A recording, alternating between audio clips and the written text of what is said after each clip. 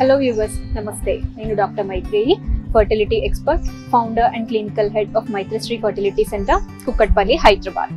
ఈరోజు మనము everything about infertility ఈ టాపిక్ గురించి 3 పార్ట్స్లో మాట్లాడుకుందాము. ఫస్ట్ పార్ట్కి వచ్చేసి ఈ సంతానలేమికి ఇంట్రొడక్షన్ అండ్ ఈ ఫర్టిలిటీ దాంట్లో మనకి ఎలా డయాగ్నోస్ చేయాలి, ఎప్పుడు కన్సల్ట్ అవ్వాలి అండ్ అన్ఎక్స్ప్లెయిన్డ్ ఇన్ఫర్టిలిటీ దీని గురించి ఫస్ట్ పార్ట్లో మాట్లాడుకుందాము. సెకండ్ పార్ట్ వచ్చేసి ఫీమేల్ ఇన్ఫర్టిలిటీ గురించి మాట్లాడుకుందాం. థర్డ్ పార్ట్ వచ్చేసి మేల్ ఇన్ఫర్టిలిటీ గురించి మాట్లాడుకుందాం. సో ఈ వీడియో అనేది ఫస్ట్ పార్ట్. అంటే సంతానలేమి అంటే ఏంటి? బేసికల్లీ సంతానలేమి అంటే ఇప్పుడు పెళ్ళైన సంవత్సరం పాటు భార్యాభర్త ట్రై చేసుకొని సంవత్సరం అయిన తర్వాత కూడా పిల్లలు అనేది కలగడం లేదు అంటే అప్పుడు సంతానలేమి సమస్య ఉంది అన్నట్టుగా గుర్తిస్తాము. సో డాక్టర్ని అనేది ఎప్పుడు కన్సల్ట్ అవ్వాలి? దీనికి మనకి ఇక్కడ ఒక చిన్న ఏజ్ రిలేటెడ్ థింగ్ అనేది ఒకటి ఉందన్నమాట. అదేంటి అంటే ఇప్పుడు ఆడవాళ్ళ ఏజ్ అనేది 35 వరకు ఉంది అంటేనేమో, అంటే 35 బిలో ఉంది అంటే వాళ్ళు సంవత్సరం వరకు ట్రై చేసుకొని సంవత్సరం తర్వాత కలగట్లేదు అంటే అప్పుడు డాక్టర్ని కన్సల్ట్ అవ్వచ్చు. అదే ఇప్పుడు ఏజ్ అనేది 35 నుంచి 40 మధ్యలో ఉంది అంటే అప్పుడు వాళ్ళు 6 నెలల పాటే ట్రై చేసి పిల్లలు అనేది కలగట్లేదు అంటే డాక్టర్ని కన్సల్ట్ అవ్వాలి. నెక్స్ట్ ఏజ్ అనేది 40 దాటింది అంటే 3 నెలల పాటే ట్రై చేయాలి. ట్రై చేసి ఇంకా పిల్లలు అనేది కలగట్లేదు అంటే అప్పుడు డాక్టర్ని కన్సల్ట్ అవ్వాలి. అండ్ దీని తర్వాత ఇప్పుడు మీరు డాక్టర్ని కన్సల్ట్ అవుతున్నారు అంటే డాక్టర్ని కన్సల్ట్ అయ్యేటప్పుడు కంపల్సరీగా ప్రతి ఒక్కరూ గుర్తు పెట్టుకోవాల్సింది ఏంటి అంటే భార్యాభర్త ఇద్దరు కపుల్ లాగా డాక్టర్ని కన్సల్ట్ అవ్వాలి. చాలా మందిని చూస్తుంటాము. ఇప్పుడు ఆడవాళ్ళు ఫస్ట్ వచ్చేసి ఇప్పుడు మాకు ట్రీట్మెంట్ చేయండి, మాలో ఏం ప్రాబ్లమ్స్ ఉన్నాయో టెస్ట్లు చేయండి, దాని ప్రకారం ట్రీట్మెంట్స్ తీసుకుంటాము. కాకపోతే హస్బెండ్ అనేది ఒక 2 మంత్స్ తర్వాత వస్తారు, 3 మంత్స్ తర్వాత వస్తారు అన్నట్టుగా చెప్తుంటారనమాట. ఇది అనేది కరెక్ట్ కాదండి. ఎందుకు అంటే ఎప్పుడైనా కానీ కపుల్ని ఇవాల్యుయేట్ చేసినప్పుడే ఫస్ట్ స్టేజ్లోనే అసలు ప్రాబ్లం అనేది ఎక్కడ ఉంది అనేది మనము డయాగ్నోస్ చేయాలి. ఇలా డయాగ్నోస్ అనేది సరిగ్గా చేయడం లేదు అంటే ఇప్పుడు ఫర్ ఎగ్జాంపుల్ భార్య వచ్చి ట్రీట్మెంట్ తీసుకుంటుంది, కాకపోతే వాళ్ళ హస్బెండ్కి టెస్ట్ చేసినప్పుడు 3 మంత్స్ తర్వాత కౌంట్ అనేది ప్రాబ్లం ఉంది, 0 ఉంది. ఇలా మనం చూసామంటే ఇన్నాళ్ళు తినకి చేసిన ట్రీట్మెంట్ అనేది వేస్ట్ అవుతుంది అనమాట. అందుకు అలా కాకుండా ఎప్పుడైనా కానీ ఫస్ట్ కన్సల్టేషన్ ఒక్కటైనా కానీ కపుల్గా వచ్చి వాళ్ళు డాక్టర్ని కలిసి కన్సర్న్డ్ టెస్ట్స్ అనేది ఇనీషియల్ స్టేజ్లోనే చేసుకోవాలి. సో ఇలా చేసినప్పుడు మనకి కరెక్ట్గా ఏ పద్ధతిలో వెళ్తే వాళ్ళకి ప్రెగ్నెన్సీ అనేది ఈజీగా వస్తుంది అనేది ఒక ఐడియా అనేది వస్తుందన్నమాట. అంటే వాళ్ళ హిస్టరీ అనేది మనం తీసుకుంటాము, ఇద్దరికి ప్రాపర్గా ఏంటి వాళ్ళది, ఎలా ఉంది వాళ్ళ హిస్టరీ అనేది తెలుసుకొని దానికి తగ్గట్టుగా టెస్ట్లు అనేది అడ్వైజ్ చేస్తాం.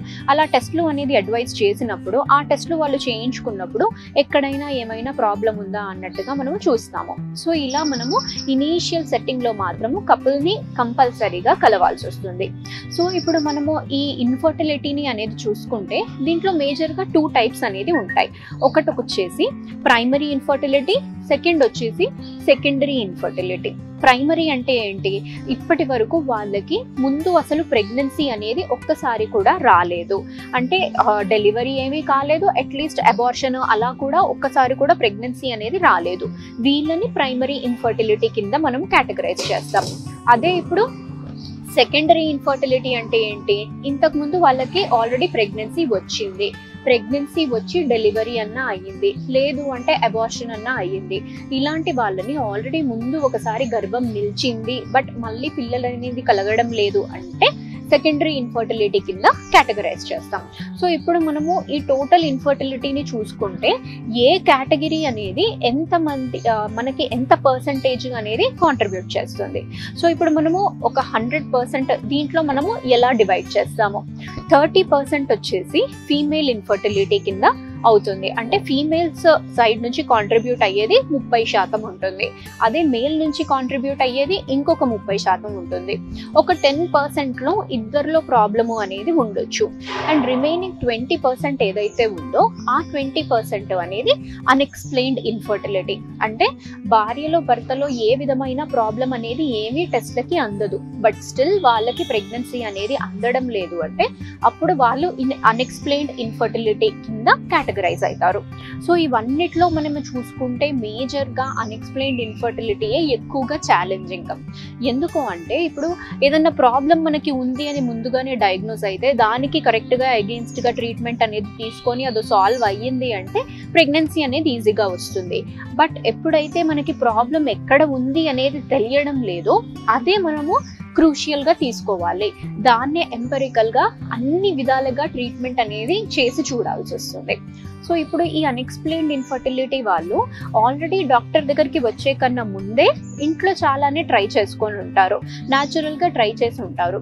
బట్ స్టిల్ ఇంకా రావట్లేదు అని డాక్టర్ని కన్సల్ట్ అయినప్పుడు ఈ అన్ఎక్స్ప్లెయిన్డ్లో మోడ్ ఆఫ్ ట్రీట్మెంట్ అనేది ఏముంటుంది అంటే మళ్ళీ టాబ్లెట్లతోనే ట్రై చేసుకొని ఇంట్లో న్యాచురల్గా ట్రై చేయడంతో పెద్దగా ఉపయోగము అనేది ఈ కేటగిరీలో ఉండదు. సో వీళ్ళు చేయాల్సిన ఫస్ట్ ట్రీట్మెంట్ తీసుకోవాల్సింది ఏంటి అంటే IUI పద్ధతి, అంటే వీర్య కణాలని గర్భాశయం లోపలికి ఎక్కించే పద్ధతి. దీనికి వీళ్ళు ఆప్ట్ చేసుకుంటే బెటర్గా ఉంటుంది.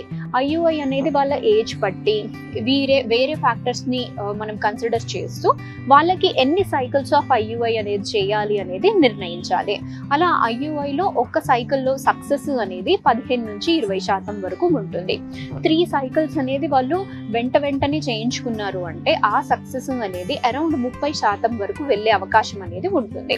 అలా IUI ట్రై చేశారు, ఇంకా వాళ్ళకి ప్రెగ్నెన్సీ అనేది రాలేదు అంటే అప్పుడు మళ్ళీ నెక్స్ట్ మోడ్ ఆఫ్ ట్రీట్మెంట్కి వెళ్ళాలి. అది ఏంటి అంటే IVF పద్ధతి. ఇలా IUI అయిన తర్వాత అవ్వట్లేదు అంటే అప్పుడు వాళ్ళు IVFకి వెళ్ళాలి. మళ్ళీ IVFలో కూడా ICSI, IMSI ఇలా వేరే పద్ధతులు అనేవి కూడా ఉంటాయి. సో వాళ్ళ హిస్టరీ బట్టి వాళ్ళకి ఏది అనేది సజెస్ట్ చేస్తున్నాం అనేది చూసుకోవాల్సి వస్తుంది. ఈ విధంగా మనకి అన్ఎక్స్ప్లెయిన్లో ఫస్ట్ IUI ట్రై చేసి అవ్వడం లేదంటే will go for IVF. So ఇలా మనకి అన్ఎక్స్ప్లెయిన్లో ఈ విధంగా ట్రై చేసుకుంటే ప్రెగ్నెన్సీ అనేది ఈజీగా వస్తుందండి. సో దిస్ ఇస్ లైక్ ఇదే first part of the video. మనకి తర్వాత వచ్చే నెక్స్ట్ పార్ట్ 2, పార్ట్ 3 వీడియోస్లో మనము female infertility and male infertility గురించి డిస్కస్ చేస్తామండి. Thank you.